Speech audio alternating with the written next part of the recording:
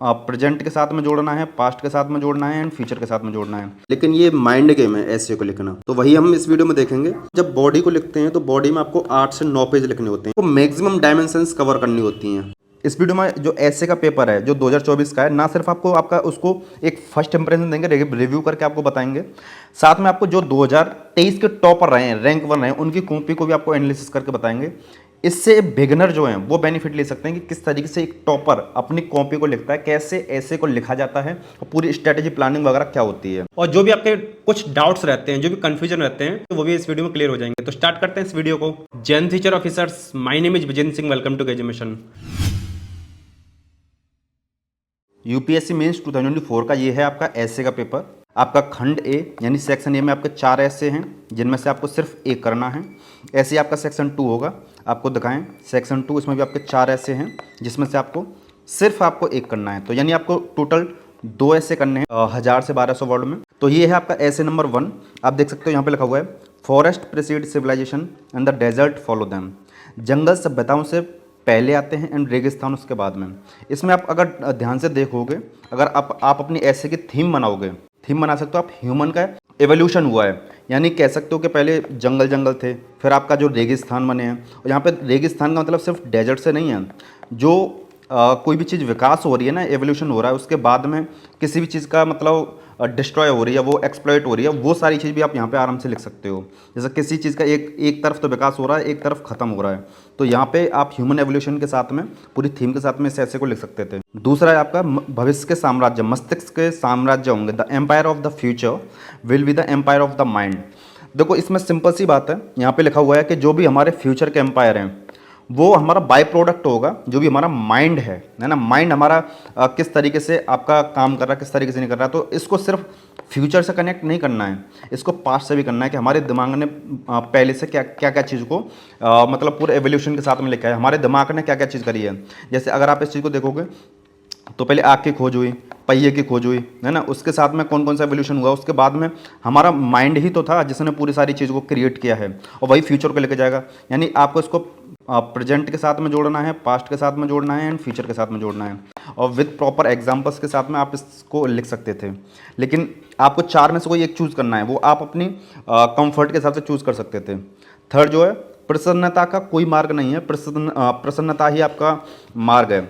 There is no path to happiness, happiness is the path. जिसने भी ऐसे लिखा है, मुझे लग रहा है उन्होंने क्या किया, यहाँ पे आप अगर देखोगे तो आपको दिख रहा होगा 3 इडियट, पूरा तो नहीं लगा है, तो हो सकता है इन्होंने जो अपनी ऐसे की थीम रखी हो या ऐसे की स्टार्टिंग करी हो, 3 इडियट मूवी जो है उससे रखी हो, क्योंकि उसमें आप देखोगे आमिर खान है, वो हैप्पी रहता है पूरे प्रोसेस के थ्रू और लास्ट में आकर टॉप भी करता है। आपने बहुत सारी जगह पर देखा होगा कि सक्सेस मिलने के बाद में आपको खुशी नहीं मिलेगी, आप खुश रहोगे तो ही आपको सक्सेस मिलेगी। ये उसी का मतलब दूसरे शब्दों में वही चीज़ कही जा रही है। तो आप इसको अपने जो आप यूपीएससी तैयारी कर रहे हो उसके साथ कनेक्ट कर सकते हो, है ना, देश की तरक्की के साथ में कनेक्ट कर सकते हो। जैसे हम बोल रहे हैं कि हम $5 ट्रिलियन की तरफ भाग रहे हैं, लेकिन जब जनता ही परेशान है, वही बेरोजगार है या उन्हीं को नौकरी नहीं मिल रही है, वही आर्थिक संकट से जूझ रही है और परेशान होकर सारी चीज़ों को कर रही है, तो उस चीज़ का क्या ही महत्व है। तो बहुत सारी चीज़ों के साथ लिंक कर सकते हो, जैसे चाइना के साथ में लिंक कर सकते हो कि वहाँ पर बहुत सारा मतलब डिक्टेटरशिप के तौर पर रहती हैं सारी चीज़ें, वहाँ के लोग जो रहते हैं वो तरक्की उतना नहीं कर पाते, वो उतना खुश नहीं रह पाते हैं, लेकिन पूरा अगर एज ए नेशन वो बहुत ज़्यादा तरक्की कर पाता है। तो यहाँ पर बहुत सारे एस्पेक्ट हो सकते हैं, जब आप लिखोगे तो आपको समझ में आएगा। नेक्स्ट आपका क्या है, प्रश्न पूछने वाला ही विज्ञान का सच्चा सिपाही है ना। यहाँ पे आप देखोगे कि जो भी क्वेश्चन, जो भी एक पर्सन होता है वो साइंस पर डाउट करता है ना, वो डाउट जब करता है तो उसी से कोई नई चीज़ की खोज होती है या किसी चीज़ का आविष्कार होता है। कमेंट करके बताना, अगर आप चारों में से लिखना होता तो आप किसके बारे में लिखते, भले आपने पढ़ा हो या ना पढ़ा हो, किसको आप चूज करते। चलिए बढ़ते हैं सेक्शन 2 की तरफ। सेक्शन 2 में आप देखोगे सोशल मीडिया युवाओं में छूटने का डर पैदा कर रहा है, जिसके कारण उसमें अवसाद और अकेलापन बढ़ रहा है। Social media is triggering the fear of missing out, जिसको हम शॉर्ट में फोमो बोलते हैं, यानी कोई भी चीज़ हमसे मिस हो रही है। Precipitating depression and loneliness. तो आप अगर देखोगे तो ये एक ऐसा जनरल टॉपिक है जो करंट इश्यू के साथ में पूछ के आपका आया, यानी आप कह सकते हो करंट अफेयर के साथ में लिंक होकर आया है और एक जनरल टॉपिक है। आप अगर आपको ये चारों ऐसे दिए जाते तो आप कमेंट करके बताना चारों में से कौन सा लिखते। हमने ये चारों पढ़े और चारों पढ़ने के बाद में यही ईजी दिखाई दिया, लेकिन आप एक चीज़ समझ के चलना, जो इजी होता है ना उसकी तरफ सारे एस्पिरेंट भागते हैं। आपको एक्स्ट्रा मार्क्स चाहिए तो आपको ऐसा कुछ ऐसा लिखना होगा जो थोड़ा भीड़ से अलग हो और एक्स्ट्रा ऑर्डिनरी कर रहा हो। ऐसा नहीं है कि आप इसको लिखोगे तो आपके कम मार्क्स आएंगे, आप इसमें मार्क्स एक्स्ट्रा लेके आ सकते हो, लेकिन आपको बहुत एक्स्ट्रा ऑर्डिनरी कंटेंट लिखना पड़ेगा और वो आपका डिप्रेशन को जन्म दे रहा है। तो एक आपके जो डायमेंशन खुलेगी डिप्रेशन, मेंटल हेल्थ को लेकर खुल जाएगी, लोनलीनेस को लेकर खुल जाएगी कि आदमी इतना सोशल मीडिया से कनेक्ट होने के बावजूद अकेला रह रहा है। आप इसको अपने पूर्वजों के साथ में जोड़ सकते हो कि अब से 10, 15, 20 साल पहले तक मोबाइल नहीं थे, है ना, आज सबके पास मोबाइल नहीं थे, तो वो किस तरीके से खुश रहते थे, एक पूरी मतलब फैमिली यूनियन के साथ में रहती थी। और अब अलग अलग टूट गई है फैमिली और अलग अलग में भी सबके पास हाथ में मोबाइल हैं, तो किस तरीके से वो लोनलीनेस का शिकार हो रहे हैं, डिप्रेशन का शिकार हो रहे हैं और फोमो का शिकार हो रहे हैं। तो आप ऐसे यहाँ पे लिख सकते हो। नेक्स्ट आपका nearly all man can stand adversity but to test the character give them power. यानी कहने का मतलब लगभग सभी मनुष्य प्रतिकूल परिस्थितियों का सामना कर सकते हैं, सब कर सकते हैं, लेकिन किसी व्यक्ति के चरित्र के परीक्षण के लिए उसे शक्ति प्रदान कर दी जाए। जैसे बोलते हैं कि आप ये हो आप, और आप अभी बाई चांस आप यूपीएससी एस्पिरेंट हो, आपका एग्ज़ाम नहीं निकल रहा है, लेकिन आपको आईएएस या आईपीएस बना दिया, तो आप किस तरीके से, यानी पावर दे दी, किस तरीके से सारी चीज़ों को डील करोगे वो आपके कैरेक्टर को बताएगा। क्या आप उसका मिसयूज करोगे, क्या आप उसका यूज करोगे, क्या आप सोशल साइड में आप उसको लगाओगे, अपने दिमाग को, अपने पावर को, या कहीं का लगाओगे। यानी कहने का मतलब है किसी इंसान का परीक्षण करने के लिए शक्ति प्रदान कर दो, फिर उसके जो भी कैरेक्टरिस्टिक्स होंगे, जो भी उसके एक्शंस होंगे, जो भी उसके प्लान होंगे, वही बताएगा कि वाकई में उसने क्या किया है। नेक्स्ट आप देखोगे ये आपका व्यापक परिणाम वाले सभी विचार हमेशा साधारण ही होते हैं। All ideas having large consequences are very simple. आप एक चीज़ समझ के देखना, आप इसको डिजिटल मीडिया से कनेक्ट करके देखना, सोशल मीडिया से कनेक्ट करके देखना, या जो भी बहुत बड़े बड़े बिजनेस हैं उनको कनेक्ट करके देखना। बिल्कुल सिंपल प्लान था, है ना, सिंपल आइडिया था, सिंपल प्लान था, लेकिन एग्जीक्यूशन वो बहुत लंबे लेवल का गया है, बहुत बड़े लेवल का गया है, और उसी का परिणाम होता है कि बड़े बड़े बिजनेस, बड़े बड़े एम्पायर बन के खड़े हो जाते हैं। नेक्स्ट आपका गलत होने की कीमत कुछ ना करने की कीमत से कम है। आप यहाँ पे देखोगे ना, जब बहुत सारे बोलते हैं कि कुछ कर दो भले गलती कर दो, उससे तो बढ़िया जो घर पे बैठा रहा है। आप इसको यहाँ से लिंक कर सकते हो। जैसे बहुत सारे होते हैं कि मैं अपनी सफलता की तरफ जा रहा हूँ, लेकिन मुझे क्या पता मैं अनसक्सेसफुल हो गया, तो इससे बढ़िया मैं उसमें स्टेप ही नहीं ले रहा हूँ, तो ये तो बहुत ही गलत है। भले आप अनसक्सेसफुल हो जाओ, कम से कम आपने स्टेप लिया, उसमें आपने लर्निंग्स ली, तो उस सारी चीज़ से आप यहाँ पे लिंक कर सकते हो। तो ये आपके टोटल 8 एसेज हैं। आप कमेंट करके बताइए आप सेक्शन ए में कौन सा चूज़ करते हैं, आप सेक्शन बी में कौन सा चूज़ करते हैं। एंड अब आपको बताते हैं क्या स्ट्रैटेजी फॉलो करनी होती है ऐसे को लिखते टाइम, और किस तरीके के मेंटलिटी के साथ में आपको ऐसे लिखना होता है। तो आप ये जो कॉपी देख रहे हो, ये है आपके 2023 के रैंक 1 आदित्य श्रीवास्तव सर की कॉपी, जो उन्होंने विजन आईएएस में लिखी थी, और इसको हमने अपने चैनल पर डिटेल में रिव्यू किया था कि इस पेपर से क्या आप सीख सकते हो, आप कौन सा पेपर लिखते हो, और रैंक 1 जो टॉपर होते हैं वो किस तरीके से पेपर को लिखते हैं। वीडियो में आगे बढ़े उससे पहले आपके लिए एक अपडेट है। अगर आप यूपीएससी प्रीलिम्स के लिए एक पीवाईक्यू की बुक देख रहे हो, तो आप ओसवाल बुक्स को देख सकते हो। 30 ईयर्स की यूपीएससी की पीवाईक्यू बुक आई है। सीसेट आपका 2011 से कवर है और जीएस आपका 1995 से कवर है। अवध ओझा सर के गाइडेंस में ये बुक लिखी गई है। आप यहाँ पे देखोगे table of content topic wise आपको यहाँ पे दे रखा है। यहाँ पे आपका स्टार्टिंग में लेटेस्ट सिलेबस दे रखा है, आपका यहाँ पे ट्रेड एनालिसिस दे रखा है। ये 2024 का पेपर है प्रॉपर वे में। फिर उसके बाद में यहाँ पे आपके आंसर्स, ये आपका सेकंड पेपर सी सेट के लिए। तो यहाँ तक तो आपका 2024 का पेपर इन्होंने दे रखा है। जो भी एंशिएंट हिस्ट्री में टॉपिक है, फिर उसके अंदर क्वेश्चंस हैं, वो प्रॉपर दे रखे हैं। उसके बाद में डिटेल्ड में इनके एक्सप्लेनेशन दे रखे हैं, आंसर्स दे रखे हैं। ऐसे ही आगे आपका मॉडर्न हिस्ट्री का है, ठीक है। ज्योग्राफी का दिखाएं तो ज्योग्राफी का भी सेम है, प्रॉपर डिटेल्ड इनके एक्सप्लेनेशन दे रखे हैं। इसी तरीके से सारे के सारे सब्जेक्ट इन्होंने दे रखे हैं। ये आपका 555 पेज नंबर तक तो आपका जीएस वाला पूरा कंटेंट है, सारा यहाँ पर है। ये आपका मेंटल एबिलिटी है, यानी आपका रीजनिंग और मैथमेटिक्स का सेगमेंट आगे दे रखा है। फिर उसके बाद में आपका लास्ट में यहाँ पे रीडिंग कॉम्प्रहेंशन दे रखा है। अच्छी बुक आप सबके लिए, आप इसको ले सकते हो, या तो अमेजोन से इसको परचेस कर सकते हो, या ओसवाल बुक्स की जो वेबसाइट है वहाँ से ले सकते हो। लिंक आपको डिस्क्रिप्शन प्रोवाइड कर देंगे, तो आप इसको डेफिनेटली चेकआउट कर सकते हो। तो जब हम किसी ऐसे को लिखते हैं तो उसमें 3 पार्ट रहते हैं, इंट्रो, बॉडी और कंक्लूजन या आउट्रो। जब हम इंट्रो को लिखते हैं तो ये आपका हो सकता है कभी कभी आधा पेज का हो सकता है कभी 1 पेज का और हो सकता है कभी आपका 1.5 पेज का भी चला जाए, यानी 1 से 1.5 पेज में आपको इंट्रो को लिखना होता है। एक आपको अपनी थिंकिंग दिखानी होती है कि मैं अपने ऐसे को किस रास्ते पर लेके जा रहा हूँ। आपको एक थीम दिखानी होती है, उसका बैकग्राउंड से आप स्टार्ट कर सकते हो। एक आपको एक स्टेप बिहाइंड द टॉपिक सोचना होता है। तो ये आपका ऐसे लिखने का, इंट्रो लिखने का स्टाइल है। दूसरा फिर हम जब बॉडी को लिखते हैं तो बॉडी में आपको 8 से 9 पेज लिखने होते हैं। ये आपका 1 से 1.5 पेज का काम है। 8 से 9 पेज आपको बॉडी में देने होते हैं। इसमें आपको मैक्सिमम डायमेंशंस कवर करनी होती हैं। कौन कौन से डायमेंशंस है अभी बताते हैं। यहाँ पे लास्ट में जब हम ऐसे को ख़त्म करते हैं उसको क्लोजिंग स्टेटमेंट के साथ में ख़त्म करते हैं, आउटरो बोलते हैं उसको, या कंक्लूजन बोलते हैं। ये आपका आधा पेज का हो सकता है या आपका 1 पेज का हो सकता है, और अगर आपको एक स्टेप बिहाइंड दी कंक्लूजन सोच रहे हो तो आपका 1.5 पेज का भी हो सकता है। ओपिनियन के साथ में आप उसको दोगे तो बहुत बेहतर रहता है। तो जो आपका मेन मांझड़ा होता है ना, जो आप मेन काम करते हो बॉडी में करते हो, बॉडी में आपका 8 से 9 पेज आपको फिल करने होते हैं। मैक्सिमम डायमेंशंस कवर करनी होती हैं। आप बोलोगे कौन कौन सी डायमेंशन होती हैं, तो आप यहाँ पे देख सकते हो। आप किस ऐसे में हिस्टोरिकल बैकग्राउंड के साथ में जा सकते हो, ज्योग्राफिकल बैकग्राउंड के साथ में जा सकते हो, इकोनॉमिक पर्सपेक्टिव इकोनॉमिकल बैकग्राउंड के साथ जा सकते हो, पॉलिटिकल पर्सपेक्टिव या पॉलिटिकल बैकग्राउंड के साथ जा सकते हो, साइकोलॉजिकल बैकग्राउंड, ये फिलोसॉफिकल बैकग्राउंड, साइकोलॉजिकल बैकग्राउंड, इनके साथ में सोसाइटी से रिलेटेड कोई बैकग्राउंड हो, सोसाइटी से रिलेटेड कोई बात हो, प्रेजेंट की हो या पास्ट की हो, कभी की भी, या फ्यूचर रिलेटेड फ्यूचरिस्टिक कोई चीज़ हो, पॉजिटिव नेगेटिव्स बता सकते हो विद अपना ओपिनियन। तो जब आप किसी ऐसे में इतनी सारी चीज़ें लिखते हो ना, उसी के बदौलत आप किसी ऐसे को 11-12 पेज में लिख सकते हो। तो हमने आपको बता दिया 1 से 1.5 पेज आपका इस चीज़ में चला जाता है, 1 से 1.5 पेज इस पेज में चला जाता है। हम मान के चल रहे हैं आपने 2 पेज इसमें फिल कर दिए और 8-9 पेज आपको इसमें फिल करने हैं। तो आप इनमें से जितने हमने आपको बैकग्राउंड ये आपको डायमेंशंस बताई हैं, इन डायमेंशंस में से हर एक पर तो ये डायमेंशंस काम नहीं करती हैं। आप इनमें से 6-7 डायमेंशन को उठा लो। सेक्शन ए में आपके 4 ऐसे होते हैं, सेक्शन बी में आपके 4 ऐसे होते हैं, लेकिन इन 4 में से सिर्फ हमको एक करना है, इन 4 में से सिर्फ हमको एक करना है। यानी आपको टोटल 8 ऐसे मिलते हैं। उन 8 ऐसे में से सिर्फ आपको 2 करने हैं, वो आपके 250 मार्क्स के होते हैं। यानी एक ऐसे के मार्क्स हैं 125 मार्क्स, यानी 125 मार्क्स का एक ऐसे, जिनके लिए आपको 3 घंटे का टाइम मिलता है। 20-22 या कभी 24 पेज आपको लिखने होते हैं दोनों ऐसे में। तो आपके पास टाइम तो प्रॉपर है, लेकिन ये माइंड गेम है ऐसे को लिखना, है ना।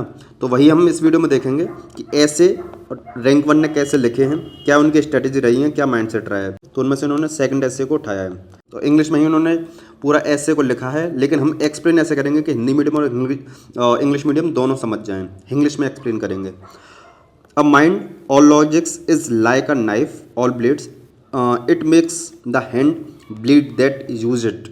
यानी कोई भी जो आपका चाकू होता है, धारदार चाकू होता है, जिसमें सिर्फ फलक ही फलक है, यानी धारी धार है, उसमें जो आपके जो रहते हैं ना शार्प वाला पार्ट, वो ऐसा है कि अपने हाथ को ही लहू लुहान कर लो। तो इन्होंने इस क्वेश्चन को यहाँ पे दोबारा लिखा है, इस ऐसे को, ताकि कोई कन्फ्यूजन ना हो। जब हम किसी ऐसे को या आंसर को स्टार्ट करते हैं, स्टार्टिंग वाले पार्ट को इंट्रो कहते हैं, तो इन्होंने इंट्रो को यहाँ तक एक्सप्लेन किया है। इन्होंने जो ये ऐसे है ना, हिस्टोरिकल बैकग्राउंड से स्टार्ट किया है, हिस्टोरिकल बैकग्राउंड।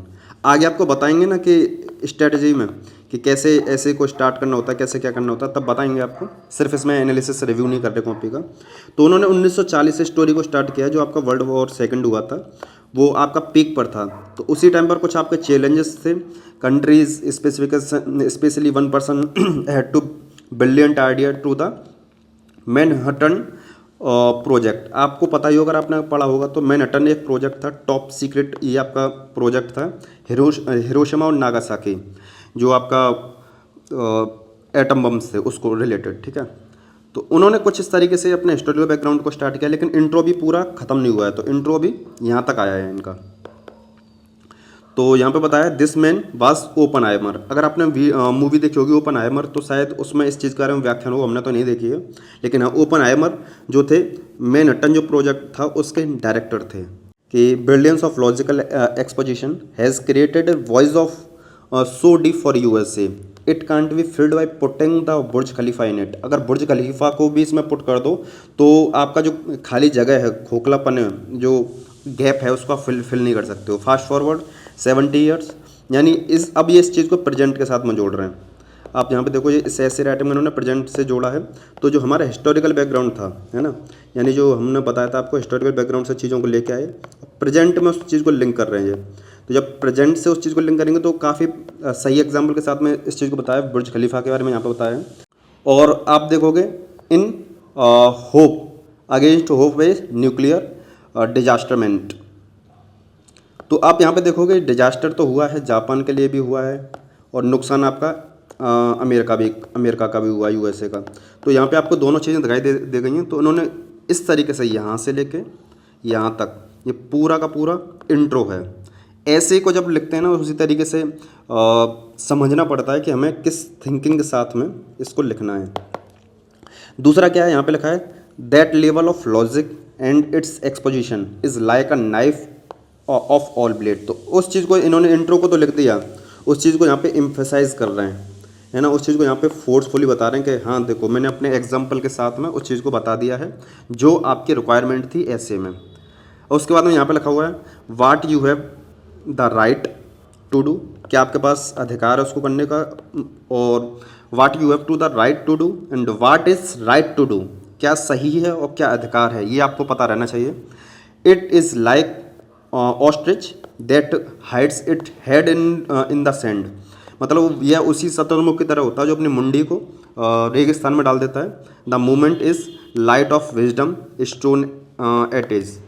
तो कुछ इस तरीके के साथ में उन्होंने इस ऐसे को लिखा है, लेकिन जो बिगनर होंगे वो अभी इस चीज़ को नहीं समझ पाएंगे। हम आगे उस चीज़ को बताते हैं। अभी आपको इसका आउटरो भी बताएंगे, क्लोजिंग बताएंगे कैसे इन्होंने क्लोजिंग करी है। इन दिस एरा यानी प्रेजेंट टाइम से इस चीज़ को लिंक किया है। और स्टार्टिंग आंसर करी थी हिस्टोरिकल बैकग्राउंड, इनका फ्लो बहुत अच्छा है ऐसे का। In this era of guided missile and unguided man the rational blade of the theft. तो समझ के चलो, एक तो गाइडेड मिसाइल है लेकिन उसको चलाने वाला अनाड़ी है, तो वो कहाँ पे कितना खतरनाक होगा। जबकि ये उसी तरह के एक आप उस मतलब चाकू में फलक ही फलक हैं और वो आपके लिए कितना नुकसानदायक हो सकता है, आपका हाथ खून में खान हो जाएगा, है ना। तो अनगाइडेड मिसाइल तो वही उसके एग्जांपल्स के साथ में इन्होंने बोला है, विजडम फील्ड वगैरह से लेके इस चीज़ को लेके इन्होंने यहाँ पे पूरा एंड किया है। This knife is a brush through which we paint our collective future in a brilliant and illuminating hues. तो आप इस चीज़ को देख सकते हो, इन्होंने काफ़ी सही तरीके से अपने ऐसे को यहाँ पे ख़त्म किया है। किसी भी ऐसे को ख़त्म करते हो ना तो क्लोजिंग स्टेटमेंट में आपको अपनी बात पर जोर देना होता है। जो पीडीएफ है ना, पीडीएफ के लिए आप हमारा टेलीग्राम चैनल है जिसका नाम है KGM mission UPSC, link description मिल जाएगा, वहाँ पे आपको इसका पूरा पीडीएफ मिल जाएगा। साथ में और सारे जो बाकी के जितने टॉपर्स हैं उनकी कॉपी को हमने एनालिसिस किया है, इनके GS वाली कॉपी को भी एनालिसिस किया है। आप सोच रहे होंगे कि इन्होंने इतना बड़ा ऐसे लिख कैसे लिया, ये है उसके पीछे का सीक्रेट, ये है स्ट्रेटजी। आपको अगर पहले ऐसे के बारे में बताएं तो पहला ऐसे इन्होंने ओपनहाइमर से स्टार्ट किया था इंट्रो। तो देखो ओपनहाइमर के यहाँ पे बताया है, न्यूक्लियर बॉम्ब के बारे में बताया है। तो सबसे पहले क्या करते हैं, हमारे पास जो ऐसे के लिए 3 घंटे का टाइम होता है ना, 3 आवर्स, उसमें हम सबसे पहले तो ये होता है कि हमें 8 में से 2 ऐसे कौन से लिखने हैं। उनमें से 15-15 मिनट उन ऐसे के बारे में हम रफ वर्क करते हैं। हम सोचते हैं कि क्या मैं इसमें अपने 8-10 पेज लिख पाऊंगा या नहीं लिख पाऊंगा। तो इस पेज को भरने में इन्होंने कम से कम अपने 10-15 मिनट लगाए होंगे और इसी की बदौलत पूरे ऐसे को लिखा है। ऐसे नंबर 2 ये है, ऐसे नंबर 2 का होमवर्क आप इसको लास्ट में कर सकते हो, ये आपका ऐसे नंबर 1 का पूरा होमवर्क है ना। तो किस तरीके से उन्होंने इंट्रो को स्टार्ट किया, तो ओपनहाइमर के बाद में प्रोजेक्ट बताया, फिर लॉजिकल उसके बाद में बताया, फिर बॉडी को उन्होंने बताया है, जैसे हमने आपको बताया फिगमेंट ऑफ द इमेजिनेशन के बारे में यहाँ पे बताया। ये सारी आपके बॉडी का पार्ट हैं, वाया और लॉजिक्स सारे उस चीज़ को यहाँ पे एम्फेसाइज किया है। फिर यहाँ पे कंक्लूजन के तौर पे गाइडेड मिसाइल और अनगाइडेड मैन। तो इनके दिमाग में पहले से एक फ्लो चार्ट था, पहले से एक स्ट्रेटजी थी कि मुझे अपने ऐसे को इस लाइन के साथ में, इस लाइन और लेंथ के साथ में लेते हुए चलना है। ऐसे ही रिच फॉर्म के बारे में यहाँ पे बताया था, सैनिटी सोसाइटी यानी समझदार सोसाइटी के बारे में क्वेश्चंस। तो यानी जो कोटेशंस हैं वो भी लिखा है, कॉमेडी ऑफ थिंकर्स उसके बारे में बताया है, बॉडी को कैसे लिखना है, इंट्रोडक्शन को कैसे लिखना है, ये पहले रफ वर्क किया जाता है। और आप अगर इसको नहीं करोगे तो आप 8 से 10 पेज का एक ऐसे नहीं लिख सकते हो बहुत ज़्यादा डिटेल में।